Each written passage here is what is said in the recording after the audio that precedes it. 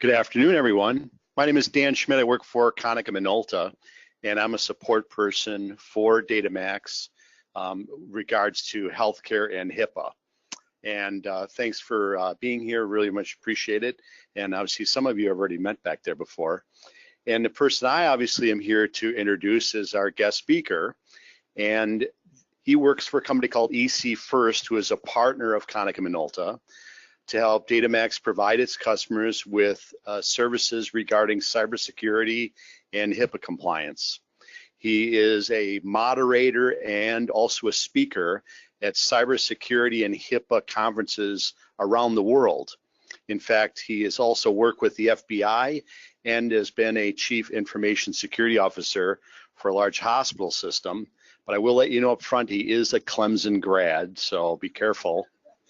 And he is not the person responsible for the recent Equifax breach, so we'll put that out of the way as well. But I'm very pleased to introduce you to Mr. Ali Pabrai from EC First. Let's give him a warm welcome.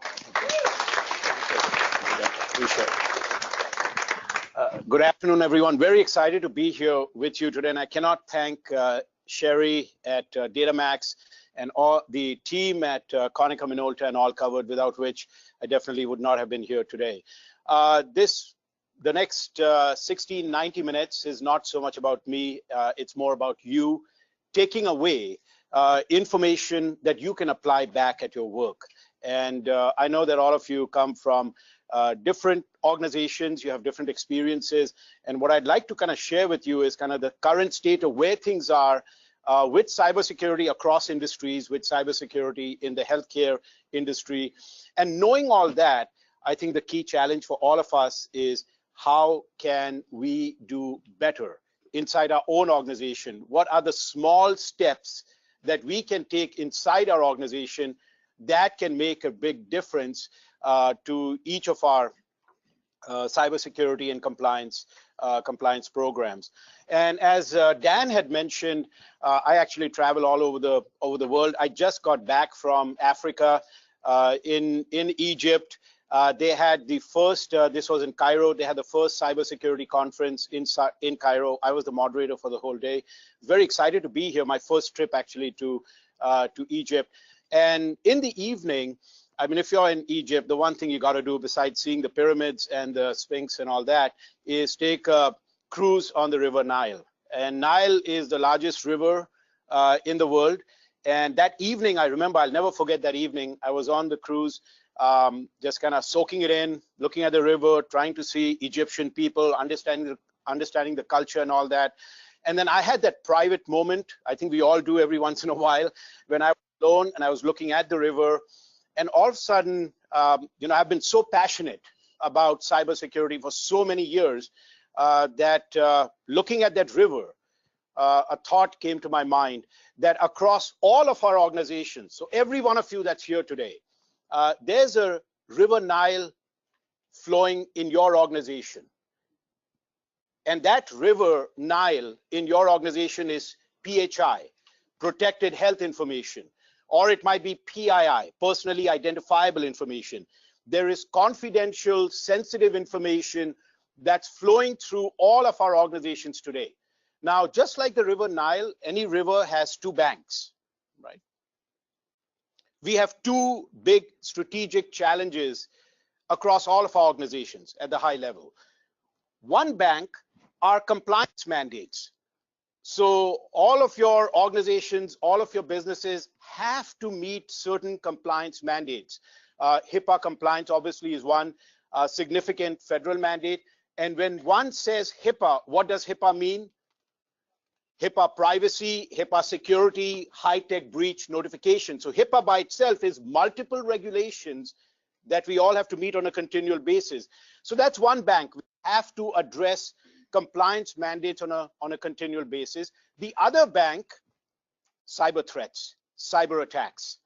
And that's not insignificant. And so we've got to be prepared for that. So as this river PHI flows through our organizations, you've got to always be thinking on a continual basis, how are we going to protect?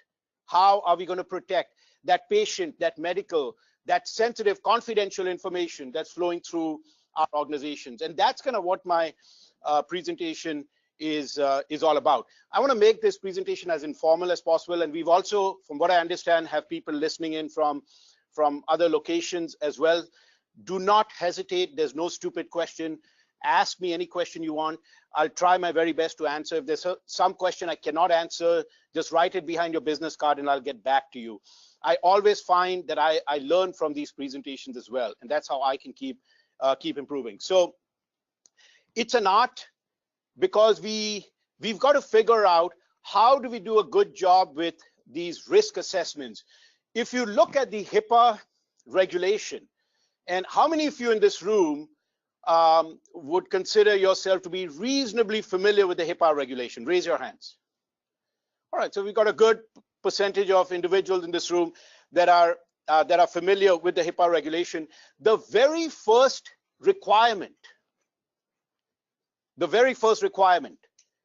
in the HIPAA regulation is risk analysis. Everyone familiar with that? Risk analysis, right? Because when you perform a risk analysis, that's what's going to tell you the state of your HIPAA compliance program, the security gaps associated with your organization, right? And how do you perform a credible risk assessment exercise within your organization is probably one of the most important activities as it relates to compliance and as it relates to cybersecurity. So we're going to be talking about that. I've kind of tried to keep it very simple in terms of my presentation. We'll start by taking a look at the current state. And the current state, I think you can summarize that in one word: Equifax, right? And what happened actually at Equifax could happen to actually any of our organization, really. So we should not, in my opinion, be picking on Equifax. It could happen anywhere. Equifax should have done a better job. We'll talk about exactly what happened and how we can learn from that. I think that's the important thing. What's the takeaway from that? But beyond the Equifax, just in the last week, we've heard about hacks that have happened at the SEC. So that's not insignificant. And just a couple of days ago, Deloitte has also experienced a breach. So there's a lot going on in the industry right now, and even the best are struggling. So we'll take a look at the current state of cybersecurity, the current state of healthcare cybersecurity, kind of what is it in the healthcare industry that we've got to do a better job of, cyber incident response readiness, because that third bullet is important. All of you here today will experience security breaches. We will have cybersecurity events. No business in America or anywhere in the world is 100% secure. That's why they talk about risk analysis, and the number 2 requirement in the HIPAA regulation. See, I know this inside out, outside in, because I am the world's first published author of the book on HIPAA. No one bought that book. I remember I called the publisher after a few weeks and said, how many thousands of copies have we sold? And there was silence. And he said, Ali, sorry to say, but I think the number is 0. I bought 2 copies because my mother was asking for an autographed copy. But the next implementation specification in the HIPAA regulation is risk management. It's not risk elimination. We are looking to mitigate risk. And everything in the HIPAA regulation comes down to 3 words: reasonable and appropriate. You have to define what's going to be reasonable and appropriate. And there is no way you can define what's reasonable and appropriate without performing a credible risk assessment. So it always goes back to that risk assessment. If your risk assessment work is not done well, your compliance program will struggle. If your risk assessment work is done well, you have a chance with your compliance program. So we're going to be talking about that. Security, incident response, readiness. Talk to you about a self-assessment checklist that you can use quickly to kind of get a sense of, are you grade A, B, C, D, or F in terms of your compliance program today, kind of where you are, standards that you should be aware of. We live in a world that is flat. You know, I'm a first generation American. I was born in India, New Delhi. And when I first came to the US, there was no flight you can take between the US and between the US and India that's nonstop. You got to go through Europe to get to between these countries. Today, there are nonstop flights from San Francisco to Bangalore, 18 hours. Right. So the world has changed a lot. The world is flat, Thomas Friedman, and getting flatter. We are all connected. And the reason this area of standards is important, because patient and medical information from your organization, trust me, is flowing to your business associates. And these business associates may not all be in America. They could be anywhere. So another phrase that we have to add to our vocabulary, and you've heard of this phrase before, supply chain. We've got to think of cybersecurity from a supply chain perspective, right? So it could go to a business associate. Where are we here? Little Rock, Arkansas. It could go to a business associate somewhere in Texas, for example, and that business associate in Texas could be moving that data to India, or it could be moving that data to the Philippines. We don't know. So I try to keep things very simple, and one of the things I've realized over all of these years, security is only as strong as your weakest link. And the challenge is for us to figure out what are our weak links in the system. And that's why the risk assessment becomes very important. So we'll talk about global standards that we should have awareness about. You got to have knowledge about these standards. And then we'll talk about preparation for a credible risk assessment. And I'll close the presentation with how do you bring it all together? There are no shortcuts here. This is not a 100-meter race, right? This is a marathon. Security is a journey with no destination. We've got to treat it as a life cycle. And ultimately, everything comes down to, do you have a cybersecurity program in place? And unfortunately, because I'm at a different health system every week, I travel all the time. I want to get my hands and feet and mind everything to understand the healthcare system in America when it comes to information security. And I'll tell you, we are not doing a very good job. The challenges are not insignificant, but it doesn't mean we cannot have success. But to have success, it comes down to this right here. We've got to have a cybersecurity program, and that's the program that must address cyber attacks of the type that compromised Equifax, compromised Deloitte, compromised SEC, and all of this happened in the last few days. So I don't know if you've read the news this morning, but on September 7th, what happened on September 7th? And anyone who asks a question, I was told, and where is Sherry, my good friend? Oh, right here, right here. Okay, so compliments of Datamax right here. Anyone who asks a question or answers a question, we've got some small giveaways, and then she's got another prize or some item you're giving out, and we'll talk more about that at the end. But September 7th, what happened on September 7th? Anyone? You were drinking and mixing Baileys in your coffee? No, just kidding. Right. Well, September 7th is a date, in my opinion, and I'm more wrong than I'm right, but it's a watershed moment in the cybersecurity industry. It's the tipping point in the cybersecurity industry, because that's the date when Equifax went public with the data breach. And we will not forget that date, because that date will change things, in my opinion, forever in 2018 and 2019, right? Now, did they know about it on September 7th? No.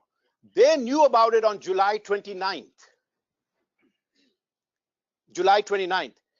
Is there a gap between July 29 and September 7? Right? Right. Big gap.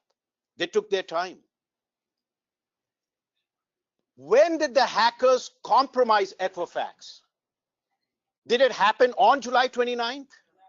No. They thought it happened when they announced it on September 7th. The public information at that time, and everything I'm talking about is public information, they thought it happened on May 14th. So is there a gap between May 14th and July 29th? Yeah, there is. But when they started digging deeper, and that happens with all breaches, Equifax is no exception, they discovered that the hackers had actually compromised Equifax on March 10th. So think about March 10th and think about September 7th. Every day in business is huge in terms of, that's light years of time. So the hackers who compromised 143 million records, 1 in 2 Americans, right? Maybe 50% of this group right here, right? We don't even know where that information is right now. So we've got to make sure this piece is very important. If there's nothing else you get out of this presentation today, the one question you should ask yourself when you go back, do we have a cybersecurity program in our organization? And it doesn't matter if you're a small physician practice, a clinic, a health system, orthopedic facility, whatever it might be. Every organization must have a credible cybersecurity program. So how do you put that together? And how do you address compliance in the context of cybersecurity? We'll talk about all of that, right? So is everyone excited, or am I the only guy on fire here, right? I haven't had coffee, right? No lunches yet, right? So very excited again. Ask questions. Keep those questions coming. Let's take a quick look at where we are today. This is the state of cybersecurity in America as of today, right? We're going to talk about that. So once a year, this report is published, and you can Google, it's free. And there are 2 versions of this report. It's a Verizon Data Breach Investigations report. There are 2 versions. One is a very long version for IT people who are very technical, security people. It gives them a lot of the depth, but there's also a shorter version, which is an executive version, which is about a dozen pages. Read it. What could be more exciting in Little Rock than reading that document tonight? Right. So all the information on this slide comes from this document, but this tells you where things are today with cybersecurity. 75% of breaches are perpetuated by outsiders. So how prepared are we? Right? That's a question. How prepared are we? How prepared is our organization to manage these breaches? These are attacks coming in from the outside. The problem we have today, and this is something for you to ask your own organization, the problem we have today is that we don't even know if our application or database server has been compromised. We don't know. Just like what happened at Equifax. They didn't know. Why did they not know? Because there wasn't active monitoring, active management of those critical systems, right? 15% of breaches affected healthcare organizations, and you can bet that number is going to rise in 2018.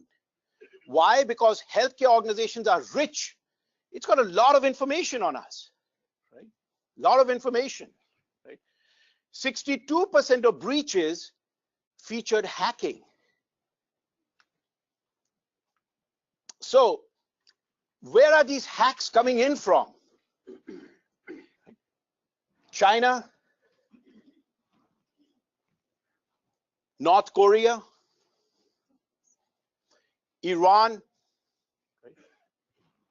and trust me, guys, Russia is not our friend.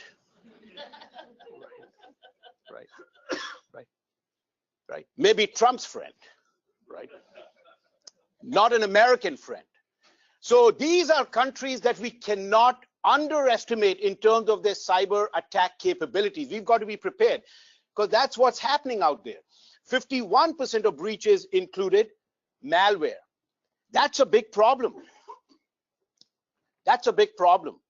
So yesterday I was teaching. I teach a one-day class on cybersecurity. I was in St. Louis, Missouri yesterday. Came in here last night, and the client I was teaching for, it was a private class. The client I was teaching for, they actually have implemented a program inside their organization where they do a social engineering exercise every quarter on their employees. So they send an email to all the employees. All the employees get that email. It's a phishing attack. Phishing attack, and they want to see which employees are going to click on that link that they really should not be clicking, because that link may have malware associated with it. Any employee who clicks on that link, because now they know that this employee really needs more training, needs more education, they then give them additional training so that they understand what really happens when you click on something that you should not have clicked on, right? So combining that concept of social engineering, learning about your organization, learning about the knowledge level of your people, of your team members, and then educating them to take their cyber knowledge further is very important, really important. It's not just for cybersecurity experts and professionals to be knowledgeable about cybersecurity. Today in general, and I'm making a bold statement, and maybe some of you may disagree with me, but we've got cyber illiteracy in the country. Seriously. I'm speaking from experience. We need to raise the level of knowledge of cybersecurity amongst all our people inside the organization. That 30-minute online training you take once a year with the same 10 questions every year, right? That doesn't cut it anymore, right? We've got to take it up another notch. It's got to be evolving. It's got to adjust to where the knowledge is. So this is important. In that same report, they say that 66% of malware was installed via malicious email attachments.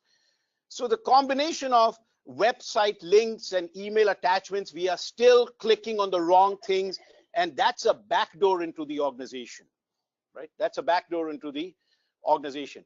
Now we'll talk a little later about DDoS, but I'm going to hand this out to someone, and I don't really know what this is. I think this is some business card holder or something with a cell phone. But who in this room can define DDoS? Distributed denial of service, right? So I want to make sure by the time you leave, we are all taking our knowledge level up a notch, right? Distributed denial of service attacks. I remember I was studying at, my introduction to America, when I first came from India, was Clemson University. Okay, I spent my first few years at Clemson. And when I was working towards my thesis, they were talking about DDoS back then. So it's not something new. It's been with us for a long time. It's just being exploited very differently, and we'll get to that in a few minutes. The other point I just want to make sure we look at, 61% of data breach victims were businesses that were relatively small. So we cannot think that these attacks are targeted only at large businesses like Deloitte or Equifax or other businesses that are out there. Home Depot has experienced it, LinkedIn, Yahoo, right? But small businesses are also under threat, and we've got to be better prepared.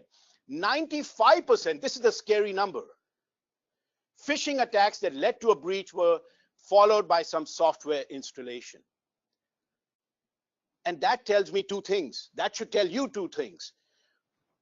One, we've got to raise the level of knowledge inside our organization, inside our team members. And two, we've got to be performing social engineering exercises to understand, is that an issue inside our organization? This is another report that you can download. It's free. It comes out once a year from CISCO, very credible report.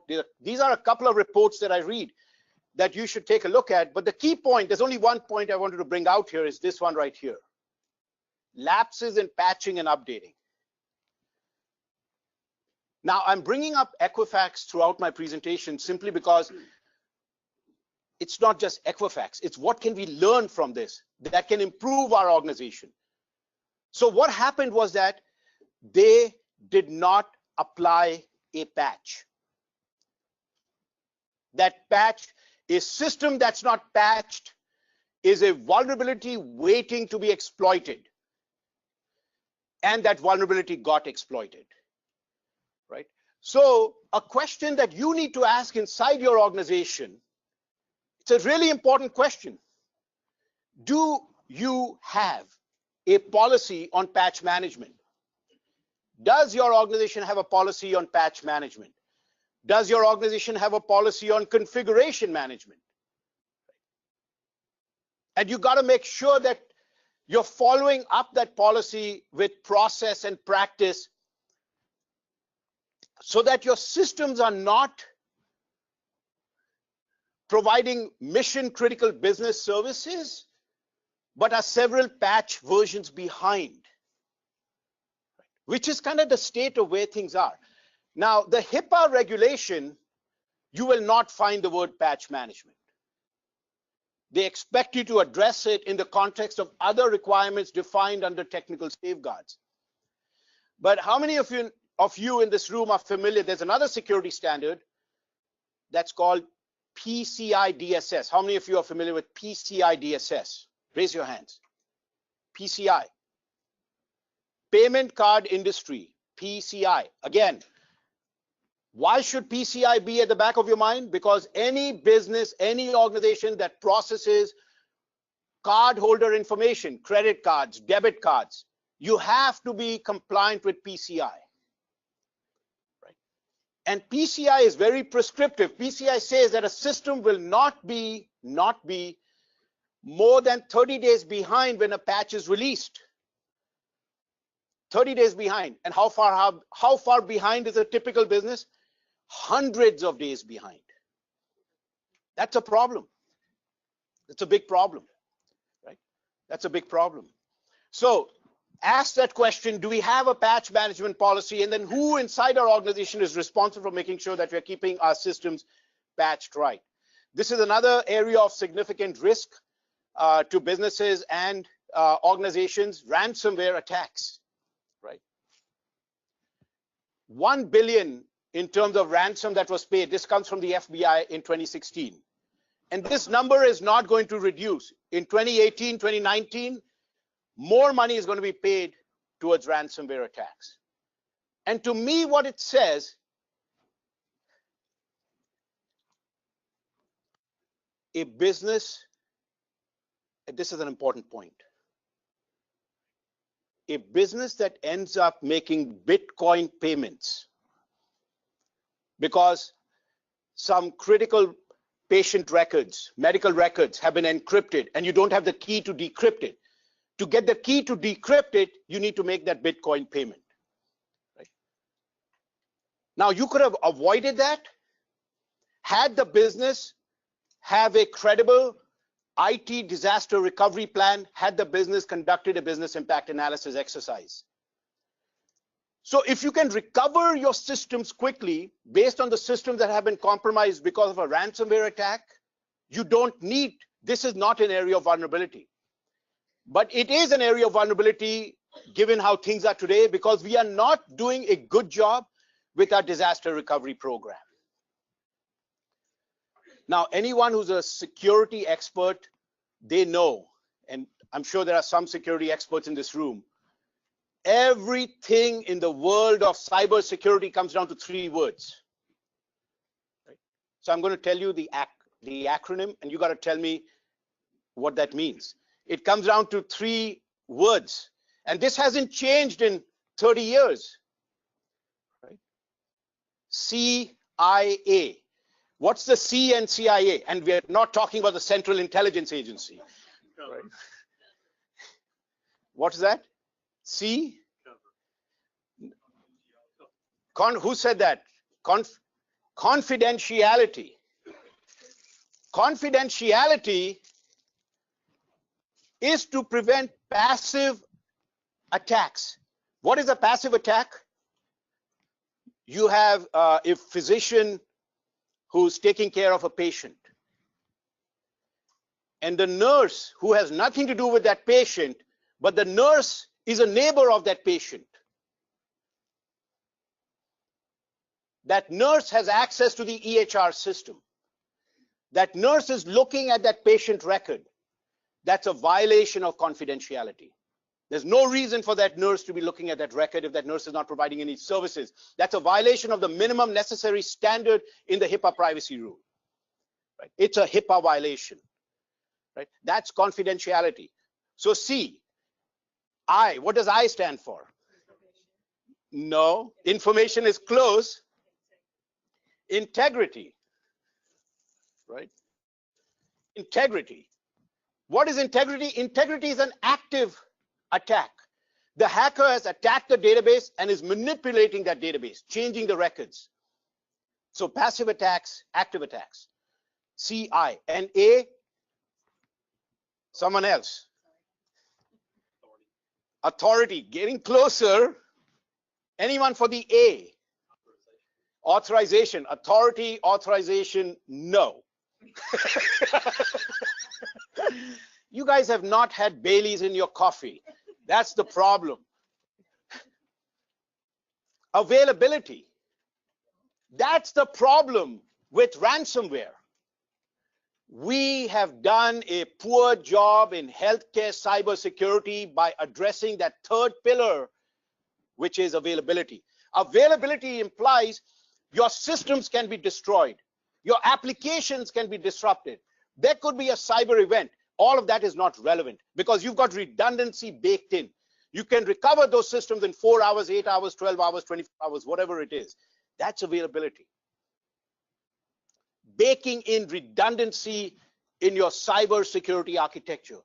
When you read the HIPAA security rule, that phrase CIA is repeated 1 million times. But we've not implemented that. So we got to do a better job with it. Everyone excited? So another acronym. You guys, we got to make sure when you leave, you're like going to be turbocharged. So again, we defined this a few minutes ago. I just want to make sure you're listening. DDoS, someone from the back row, DDoS. We talked about this. Distributed denial of service. Very good.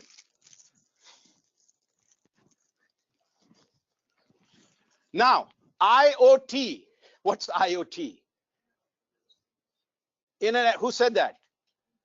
Internet of Things. I like your color. Clemson color. It's not the Alabama color red, right? Or maroon. Right? So IoT, Internet of Things. Internet of Things.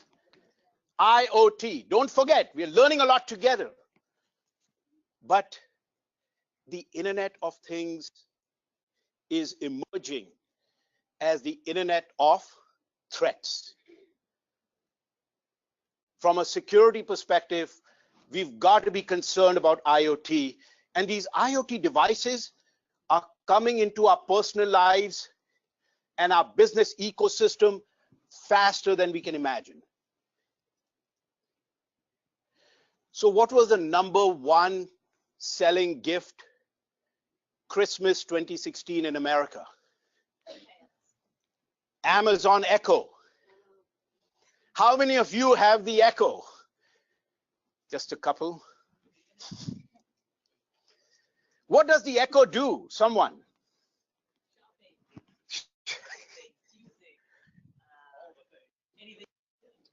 A lot of capabilities. But remember, is the Echo connected to the network?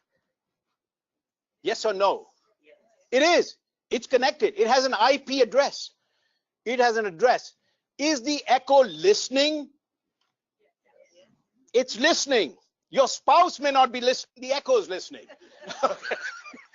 Your kids may not listen. Echo is listening. Now, when you ask a question to the Echo, right, Alexa, right, is that data stored in that device or is it going somewhere else? It's going somewhere else. It's going to a cloud, an Amazon cloud, right? So personal data, and the response that comes back, every time it responds, becomes more intelligent, and it personalizes that response more and more as it learns more about you. Why? Because AI is being applied on that data in the cloud. Now, what happens if that cloud gets compromised? They know everything about you. They know more about you than your spouse does. Right? Because they've been listening and they've been applying artificial intelligence, right? Both of which our spouses don't do. I have a lot of marriage problems, right? I hope you're not recording this conversation, right? There may be no need for me to go back home, right? Little Rock is now my new home, right? But that's an IoT device. That's an IoT device. We live in a super connected world where the data about you, that personal data about you, is moving to the cloud. Intelligence is being applied to that. It's coming back with more intelligent responses, right? IoT, Internet of Things, is the Internet of Threats. Now, DDoS, you already defined that. You know, it's distributed denial of service. Now, I'm a man of faith.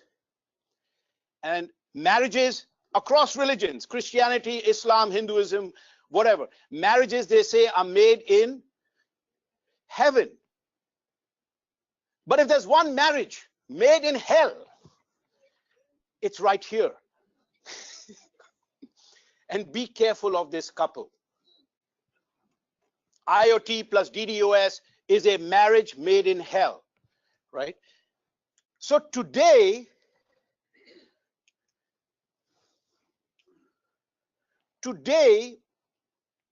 we've got about 6 billion IoT devices on the planet. 6 billion. How many humans on the planet? About 7-8 billion people. 6 billion IoT devices. And by the year 2020, in 3 years, that number is going to triple. It's going to be 20 billion IoT devices. These IoT devices will know more about you. They will know more about your business. And they have not been developed. These IoT devices have not been developed with security baked in. And that's the weak link in your business today. So another question for you to take back to your organization today. Ask the question, do we have IoT devices in our business? Are we performing a cybersecurity risk assessment across those IoT devices? Who's responsible for that? Is that in scope? Right? So like I mentioned earlier, we cannot underestimate the cyber capabilities of these countries. And this is just the tip of the iceberg, right? And some key questions to ask is, how robust is our patch management? How robust is our patch management? Are we performing annual comprehensive risk assessments? The HIPAA law requires us to perform risk assessments. If you're audited by OCR, OCR is the Office for Civil Rights. They are the enforcement agency. If you're audited by OCR, one of the first questions, because we've got many clients who are going through OCR audits. Right? I see those questionnaires coming from OCR all the time, Washington, DC. One of the first questions is, have you performed a risk analysis? Can we take a look at your risk analysis report from 2016, 2015, 2014? They want to know how robust is your risk analysis activity. So you got to make sure you're performing those annually. And every quarter, from a best practice perspective, you're performing a vulnerability assessment. Right? Now, I'm not getting any younger. And every one of us should be having a physical every year. So the other day when I went to my doctor, I said, doctor, my mother has type 2 diabetes, and I just want to make sure that you kind of check me out, make sure everything, you know, am I at risk or whatever. And the doctor said that, you know what, Ali, I cannot just look at you and tell you whether you will or will not have diabetes. We got to run some blood tests. We got to do some lab tests. So I said, doctor, which blood test are you going to be performing for you, and what type of data are you looking for? And he said, well, there's a test, and some of you may be familiar with this, HbA1c, right? HbA1c. And what does that HbA1c tell you? It tells you your average blood glucose level over a 90-day period. The reason that's important is that if that number is like 7, 8, 9, that's not a good sign, right? But if the number is low, like 5 and 6, that's a good sign. If you don't perform that blood test, you don't know about a disease that could compromise your health. That is no different than vulnerability assessments. Vulnerability assessments are like the blood test on the human body. And the healthcare industry in America largely is doing a very poor job of performing vulnerability assessments and penetration testing. That's why we don't really have a good idea about the health of our network, about the health of our organization when it comes to protecting patient medical records. And then why is this last bullet important? Have you completed a business impact analysis? Because a business impact analysis is critical to developing a disaster recovery plan. And when you implement the disaster recovery plan, you lower the risk to your organization. You might be a small clinic, you might be a small physician practice, but you lower the risk from a ransomware event because you can recover your assets very quickly. You've got redundancy baked in. So everything that I've talked to you about so far, it comes down to this one slide. This is, I should rename this, the mind of the hacker. So, in the Pudong district in Shanghai, Pudong district in Shanghai, there are thousands of expert security engineers, right? Thousands. You've got a very large concentration of information security expertise in those buildings, right? What are they thinking about? First of all, it's very disciplined. The attacker, the hacker is very patient. Initial reconnaissance. They identify a target, maybe Equifax, whoever that target might be, maybe Deloitte, maybe the SEC, whoever that target might be, right? And they're doing reconnaissance to get as much information about that target. Then they are using a phishing attack, or what is even a more specialized attack, a spear phishing attack, to find some end users with which they can compromise some end user systems. So that's the initial compromise. Now they are inside your systems. They've dropped some malware, right? They've got a foothold inside. And if I'm the guy inside, I'm going to be looking for high valued assets inside your organization, like your Active Directory server. Where are you storing your privileged credentials? Your databases, where you've got sensitive information, right? Because they're on the inside. I remember when I first worked with the government, the first few years of my life was looking at nothing but hex dumps of traffic on the network. And what I realized is all of this traffic on the internal network is not encrypted. It's not encrypted. So if you know what fields to go after, you can figure out the credentials that are flowing through that network. So when you type in your username or you type in your password, that's data that's moving across the network, right? So they're looking to get a foothold, and then they're looking to increase their privileges.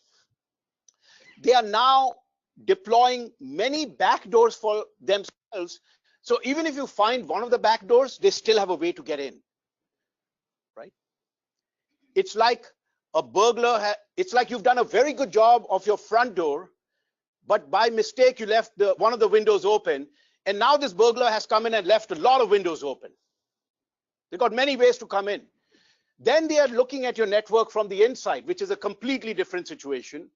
They're moving across your systems. They're moving data outside, maintaining their presence like they did at Equifax from March 10 to July 29th.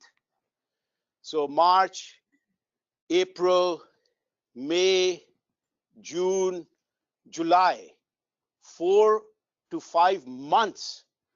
That's a long time that they were sitting in there. And that's where your records and my records are gone nowhere. That's a lot of time. And what that tells us is that there wasn't, one, they failed with that patch, should have applied that patch, but there wasn't active monitoring, right? So they maintain a presence and then that mission is complete. Questions? I see like pin drop silence. Right?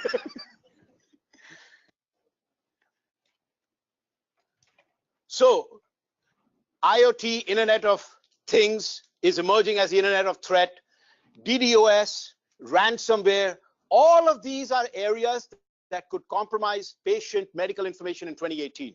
We got to take steps now to protect that information, sensitive information. So HIPAA has been around since 1996, over 20 years.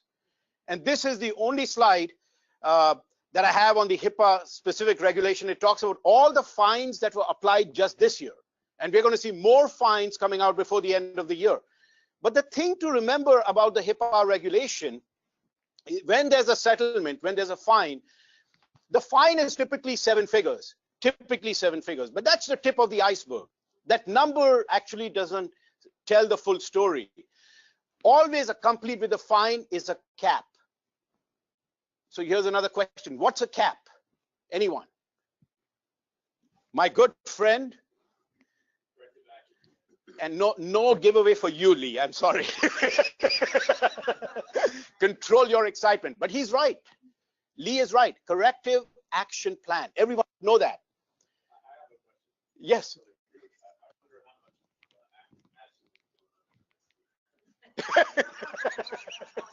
There's going to be a lot of patching taking place. But a corrective action plan comes out when you perform a HIPAA assessment.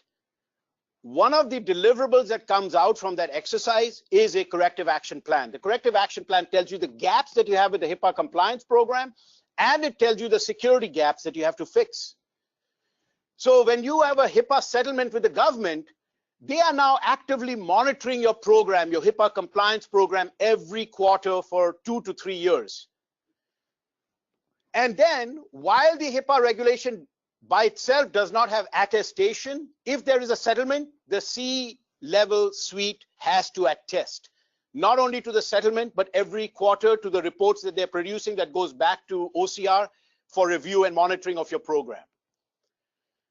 So indirectly, now attestation is a part of the HIPAA compliance program. You got to think in that way.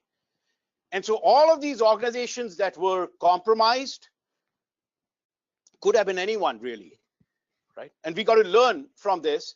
7-figure risk, not insignificant, and the cap is what makes the risk even more significant. But the real risk to the organization is not even the HIPAA fine. The fine is only 7 figures. Right? And this is one slide I'm presenting to audiences at least 2 times a week, somewhere in the country, somewhere in the world. And this is one slide I always use, but the only change I've been making to this slide is this number right here.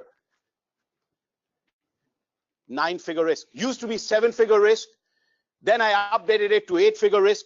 Now it's a 9-figure risk. In 2013, Anthem, Blue Cross Blue Shield, Anthem, right? Database hack took place. 78.8 million records were compromised. 78.8 million records were compromised with that Blue Cross Blue Shield hack that took place. And just recently in 2017, they have settled class action lawsuits for $115 million. This is 2017 information. Now this Equifax breach that we've seen, that settlement I'm predicting is going to happen in 2018, and it's it's going to be in the billions. It's not going to be in the millions. So even more than the HIPAA fines, what's a real disruption to the smallest physician clinic to the largest health system are these class action lawsuits that come out of HIPAA breaches, data breaches. And this is now Anthem is spending $250 million on their cybersecurity program. So they're already looking at over $500 million, close to that, in terms of the impact that came out from that breach. So how would I summarize the state of healthcare information security in America? I think this one slide says it all. And everything in here comes out from a government report that came out. Number one, we are in a critical condition. There's no two ways about it. Severe lack of security talent. If you look deep into your own organization, and I don't know your organization, but if you look deep into your own organization, we do not have deep security knowledge inside our own businesses. You've got someone in IT who's trying to do security. And that person in IT who's trying to do security doesn't really have the security background. Right? That's like taking a doctor in internal medicine and asking that doctor to be your cardiologist. I wouldn't trust that person, right? So you got to make sure that you've got the skills and the knowledge in place, or have access to organizations that can provide that depth to you, right? Legacy equipment, we've got too much old equipment running in our organizations, especially hospitals, health systems have biomedical devices that are running old operating systems. Vulnerabilities can impact. It's not just a patient data issue anymore in healthcare. It's a patient life issue now in healthcare. Because more and more, these devices are getting closer to the human body. And these are IoT devices. They are connected. They are taking information about our body and transmitting it out. So if the device gets compromised, that could impact patient life. So compliance is no longer, and cybersecurity is no longer just a data issue in healthcare. It's a life issue in healthcare. And we got to treat it as such. Known vulnerabilities. The Equifax patch that will cost them billions is a vulnerability that they were aware of, that did nothing about it. So the question to you, what vulnerabilities exist in your organization that you need to make sure that you are not the next Equifax? Right? It could happen to anyone.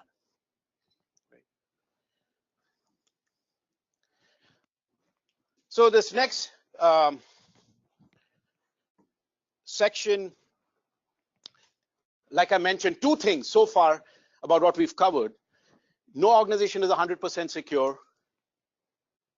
And security in any organization is only as strong as your weakest link. So keep those two principles in mind. Right? No organization is 100% secure, and security is only as strong as your weakest link. Which is why every organization must have this document.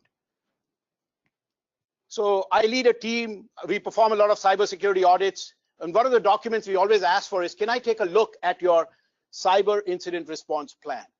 Like what happens if you have a ransomware event, or you have an IoT DDoS type of an attack?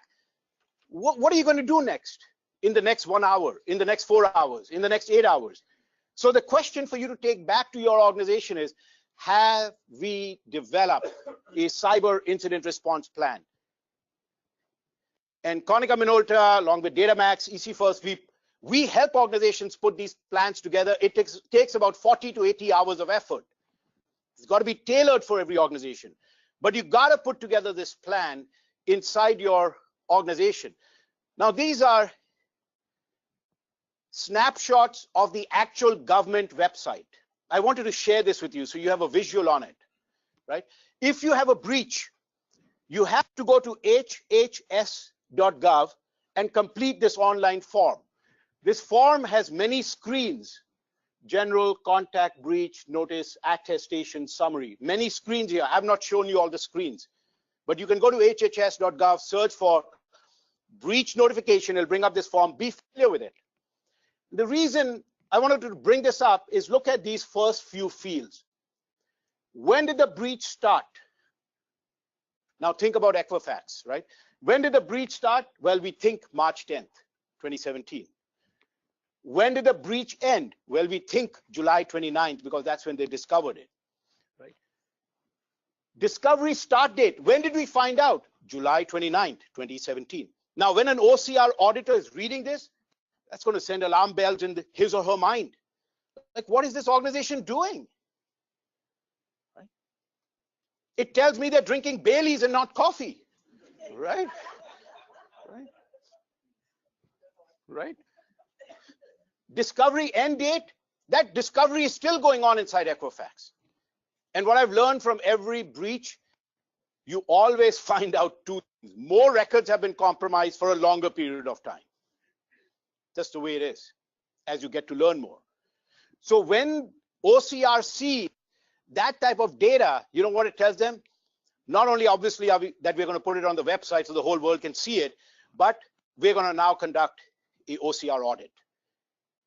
And that's like an IRS audit, right? You don't want to go through an OCR audit, right? So be familiar with this breach notification form. I've also included, now here, when you complete this form, your C-level person, the person who owns the business or the organization, has to put their name here and sign off that I am providing information to the best of my knowledge. So that's why, even though the original HIPAA regulation did not have attestation, HIPAA now has attestation tied into it. You're seeing attestation in the breach notification. You're seeing attestation in HIPAA settlements. Attestation is a part of HIPAA compliance today, right? Which is why it's got to be taken. Every organization's got to be very, very serious about HIPAA compliance. And the general truth today is they haven't taken HIPAA seriously. So when you are putting together your cyber incident response plan, these are 4 sections. This is kind of a secret sauce at Konica Minolta, giving it away, right? I lose a few friends here today. Right? I can see Dan getting some flying objects ready, right? So we talked about the state of cybersecurity across industries. We talked about the state of challenges in HIPAA compliance, challenges in healthcare, cybersecurity. Let's now focus on the solution. Right? How can we get better? Because I want to leave all of you with actionable information you can take back to improve the state of security within your organization. So in this next section, we've included some self-assessment checklists. And if you communicate back to whoever you are working with, I think Sherry, and ask for a copy of the self-assessment checklist, we will get those to you. But these things don't take more than 15 minutes of your time, but it really tells you how good or bad a job you're doing of your HIPAA compliance program. And then that's the information you can take back to your management to say, we got to do some things here. We got to get some things done. So we put together some very simple yes, no. Either you're doing it or you're not doing it, right? Are you assessing your policies? Have you developed your procedures? IT people don't like to write procedures. Right? I can see I'm losing a few friends who are from this group as well, right? But you got to have these procedures. You got to have policies. Asset management. The key question there is IoT included in our asset management program, Internet of Things? Right? So these are the types of questions you got to be looking in terms of your self-assessment checklist. And it will tell you if you answer a lot of questions as no, then that obviously tells you you've got to do a better job. If you're answering a lot of questions as yes, then it says that you are on the right track and keep improving, right? Keep improving. So standards. Like I mentioned, 3 of the most powerful, important words in cybersecurity that frames your strategy, even for the smallest organization, is confidentiality, integrity, availability. These are the 3 pillars. And 3 of the best references on the planet to increase your knowledge, right? Within your organization, ISO 27001, PCI, and NIST, right? So very quickly, ISO 27001 is a global standard. It's a global standard. It consists of a family of standards, 27,000, 27,001, 27,002, 3, and so on. And it's updated every few years. It's interesting that 200 countries in the world agreed on anything, right? And the latest update, they emphasize 2 areas that I've shown you here in red. One was cryptography, which is encryption. And encryption is a really important way to reduce the risk to your organization. Why is encryption important? If you in your organization experience a breach, and let's say 1,000 patient records, you lost a laptop, or a desktop was compromised, or a smartphone was lost, a tablet. Let's say there were 1,000 patient records on that device, but those records were encrypted. If the records were encrypted, you don't have to report that breach. That's huge. That's huge. So you've got to all take a look at what patient record in my organization am I not encrypting, and encrypt it. Encrypt it. And the next one, supplier relationships. All of you have business associates you work with, but your business associates may work with other business associates. So for example, when I was, we've performed a lot of HIPAA audits in India, Philippines, Taiwan. So on one of my recent trips, I was in Chennai, Indian city in South India. I was leading a team to perform a HIPAA audit there. They were getting, that Indian company was getting patient medical records from an American health insurance company, millions of those records going every day. Now they're processing that in India, right? So we were retained to take quality of the HIPAA compliance program. Everything was going great. I was very happy. It was the last afternoon. I just had one interview to go. I was getting ready to catch my flight back to my home near Los Angeles. And the guy sitting in front of me during that interview, Padmanathan, right? And I asked Mr. Padmanathan, sir, do you have business associates that you work with in India, right? And he was quiet, right? So I asked again, right? I'm thinking of my flight back. I want to get this over with, right? I'm like, Padmanathan, answer me, right? Do you have business associates? He's like, what do you mean? I said, you know what I mean. I mean, do you have business associates? He said, yeah. I said, where are they? And he's like, do I have to answer that question? I'm like, now, of course you do. When you say, do I have to answer that? If there's one damn question I'm going to get an answer to, it's that question. And he's like, yeah. And I'm like, where are your business associates? And I thought he might say they're in Delhi or Mumbai or Pune or some other city in India. And he said, they are in Manila. And I was like, Manila? That's not in India. That's another country. So I'm like, why Padmanathan, are you working with another country? I mean, is there a shortage of humans in India? I mean, we got like 1.2 billion people there, right? It's like, right? Why is it going to the Philippines? And he was like, sir, IT costs in India are going up. The young Indians want more money, okay? IT costs in Philippines is about 25% cheaper than India. And just like a river, going back to the river Nile, we were talking about Nile and Egypt when we started today, just like there is no river on planet Earth that flows straight. It meanders. It finds the path of least resistance, right? Similarly, patient medical information, sensitive information, will always find the path of least cost. So I went to Philippines after that. I went to Manila. And the Makati section in Manila is just like America. Very, tall buildings, very Americanized. And it's like America when you see a Starbucks out there, right? And I started questioning this business associate in Manila about the work they're doing for Chennai, which is coming from the US. And I said, is everything happening inside this data center, inside this facility in Manila? And that person became quiet. I'm like, what is going on here? And he said, well, sir, costs in Manila are going up. I'm like, you gotta be kidding me, right? Am I gonna be traveling around the world now? I wanna find out where this ends. And he said, well, there's an island in the Philippines called Dumaguete, and labor is really cheap there. So that was my next flight on Philippine Airlines, is to get to Dumaguete to kind of figure out. And that's at least for now where it stopped.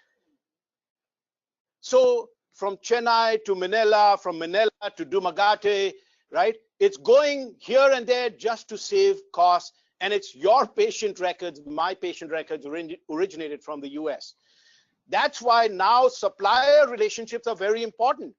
OCR is going to be auditing a lot of business associates this year and in 2018. That's come straight out of the OCR director. You got to take business associate security very seriously. PCI, like I mentioned, Payment Card Industry Data Security Standard. It's the Bible for cardholder security. So if you process that, you got to make sure you're in compliance with PCI. But my recommendation to all of you, even if you think PCI does not apply to you, this is free. I'm giving you a lot of free knowledge. I'm losing a lot of friends from Konica Minolta and Datamax today. Okay, is Google PCI DSS and get the latest version, which is version 3.2. It'll give you, just read it. Even if you don't understand it, read it. It'll give you a lot of ideas to improve the quality of your security policies.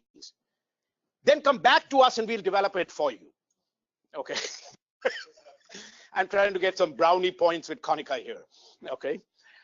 So PCI says you must conduct an annual risk assessment. That's PCI. NIST is another very important standard. So what does NIST stand for, anyone? NIST. NIST, what does it mean? Someone said it, like this kid. National Institute of Standards and Technology. Federal government agencies in America follow NIST. NIST is, we are paying for it. It's taxpayer money. Taxpayer money. And NIST has hundreds of standards and guidance documents that they've developed that you should read, you should be familiar with. And when you are putting together a HIPAA compliance program, the more you can point to NIST, the more successful you will be with your program. So NIST is really an important reference. And finally, the last important reference that I wanted to bring to your attention is HITRUST. You may not have heard of HITRUST, but with HIPAA, the word that always goes with HIPAA is compliance. But how do you know you've got a credible HIPAA compliance program? You don't. You know it by going through HITRUST certification. So a goal that all of you should be thinking about in the future is how can we certify our HIPAA compliance program? And the answer is HITRUST, which is self-assessment, validation, certification. 3 important phases. But that takes a lot of work. That's like HIPAA on steroids.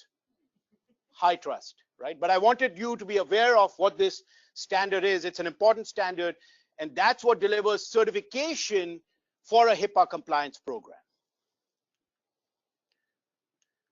So as I bring my presentation to a close, 2 important areas: preparation. When you're preparing for a risk assessment, because that's what this presentation is all about, the art of performing risk assessment, cyber risk assessment. You got to make sure you got all the documentation in place, your risk analysis reports, your vulnerability assessment reports, pen test reports, your policies and procedures. You got to have dozens of policies. And my strong advice, I know I talk and no one listens, like the situation at home, right? Right? I have a lot of marriage problems, right? All of you probably have a great set of HIPAA privacy and HIPAA security policies.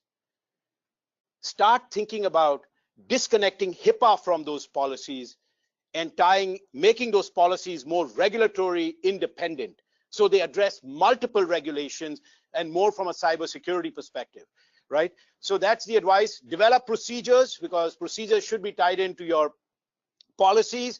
And then again, we've got self-assessment checklists. Send an email to your point of contact at Datamax, and we'll be happy to share all of the self-assessment checklists with you to help you save time and really know the state of your HIPAA and compliance program. Technical vulnerability assessment and penetration testing. Anytime you perform a risk assessment, you must marry that with vulnerability assessments, right? And so make sure that that comes across in your risk assessment policy. So as I bring my presentation to a close, some final thoughts from everything that we've talked about, right? At the end of the day, you got to not just think of HIPAA compliance or compliance. You got to start thinking of a cybersecurity program for your business. And in that context, address HIPAA compliance and any other regulatory requirement that there may be, right? You have to start thinking of compliance and security from a life cycle perspective, right? Think of it as an annual process. And every year, you got to review these 7 key areas. Who is your security leader? That's got to be on paper. That's going to be on your org chart. Now, you can't just say that she's my IT director, she's my privacy officer, she's my security officer, she's the compliance officer, right? How much time is this person going to be devoting to that role that's been assigned to that person? Because that's the next question that OCR will always be asking. So define this responsibility, and this person should report to the C-level. Cybersecurity is now a C-level priority. So going back, as I'm closing my presentation, on September 7th, Equifax disclosed what happened, right? Within a week, the CIO at Equifax retired. The security officer at Equifax retired. And last night, who retired? The CEO is history. The CEO of Equifax is history. It happened on his clock. So cybersecurity, you could be the smallest practice. You experience a breach, it leads to a class action lawsuit. That's it. It's over. You gotta take it seriously. It's gotta be a priority. And how do you get started? This is a critical first step. You have to perform, and these are words from the law. Comprehensive and thorough. Read it. Comprehensive and thorough risk analysis activity that covers the confidentiality, integrity, availability of all sensitive information, such as protected health information. I wrote the first book on HIPAA. I know HIPAA. You didn't buy my book.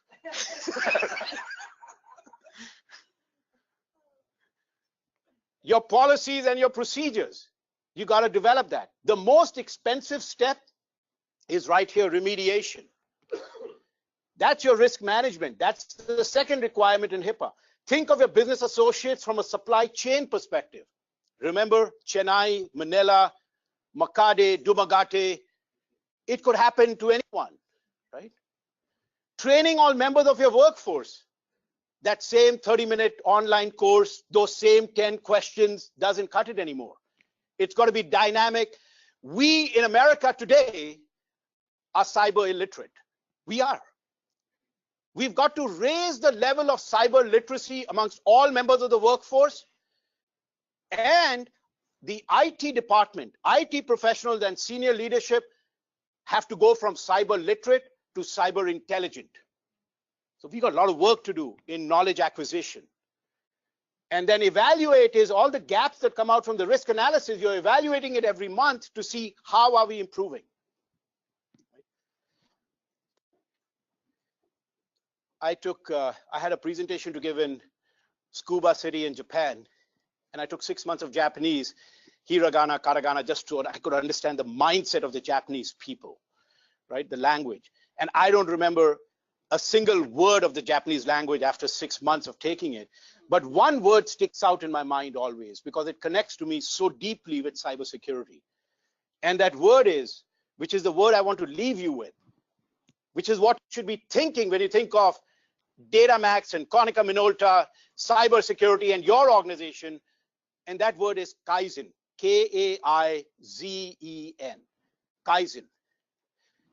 You've heard this word before. Toyota, Honda, that's in their soul in these motor companies. Every Japanese knows it, feels it. It's a part of their DNA. It's a part of their culture. That word Kaizen means continuous improvement. Continuous improvement. You got to be thinking about your compliance program. You got to be thinking about your cybersecurity program from the perspective of continuous improvement. Right? My last slide, 7 important steps. Develop a cybersecurity strategy. And what that means, you must have a document, 10 pages, 20 pages, that's your cybersecurity plan. You got to put it together. Conduct a comprehensive risk assessment. Talk to Datamax, talk to Konica Minolta to help you in these areas. Business impact analysis, disaster recovery plan. You got to put together a cyber incident response plan. We talked about that today. And then finally, think about a cybersecurity framework. And there are several choices, but the 2 that stand out, high trust and NIST, right? High trust and NIST. So look at that. And all of these have to be done on an annual basis. So is everyone excited?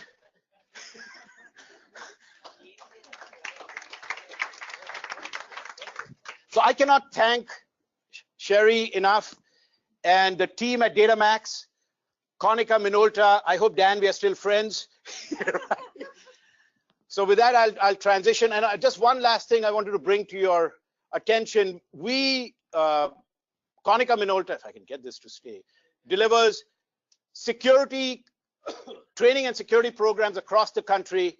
The next class, these are certification programs, 2 days in duration, is in Las Vegas. So that's coming up at the end of November. So you can get more details by sending an email to Sherry, and we are going to be waiving the course fee for that class for anyone that mentions that they've attended this program. With that, I'll transition to my good friend Sherry. Thank you. Say what again? Yeah, the course fee is about, it's 2-day program, certification exam at the end of it. Each one of these are. The next program is in Las Vegas. 28th and 29th, Las Vegas. That's the HIPAA program, and then that's always followed by 2 days of cybersecurity, which is Certified Security Compliance Specialist. Each of those programs has a course fee of about $1,500. That's waived if you mention Datamax when you register. The only requirement would be the exam fee, and you get certified at the end of the 2nd day, right? So as long as you're not texting and emailing during those 2 days, and you're not drinking the night before, right? Drink after your exam, right? Right. So that's the next event.